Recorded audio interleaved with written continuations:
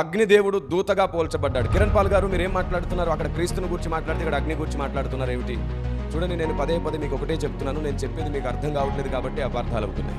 First చెప్పేది అర్థం చేసుకునే ప్రయత్నం చేయాలి. మనకు నచ్చిందేదో అదే వినే ప్రయత్నం, అదే ఆలోచించే ప్రయత్నం చేయకూడదు. చాలామంది అదే చేస్తారు. మాకు నచ్చిందే వింటాం, నచ్చకపోతే పక్కన పెడతాం. తప్పు. నచ్చింది వినాలనుకున్న ప్రతి ఒక్కడు భ్రష్టత్వంలోనికి వెళ్తాడు. నీకు నచ్చింది చెప్పాలని కాదు ఇక్కడ ఏది ఉన్నది. ఏది చెప్పడం న్యాయమో, ఏది చెప్పడం సమాజానికి మంచిదో, ఏది చెప్పడం దైవ చిత్తమో అది ఖచ్చితంగా చెప్పబడుతుంది. అందులో ఎలాంటి పొరపాటు లేదు. కాబట్టి నచ్చితేనే వినాలనుకోవద్దు. నేను మొదటి నుంచి అదే చెప్తున్నాను. సత్యదేవుని లక్షణములు అని చెప్తున్నాను. బైబిల్లో కూడా దేవుడు అగ్ని అయి ఉన్నాడని రాయబడింది, వాయువు అయి ఉన్నాడని రాయబడింది, జలమని రాయబడింది.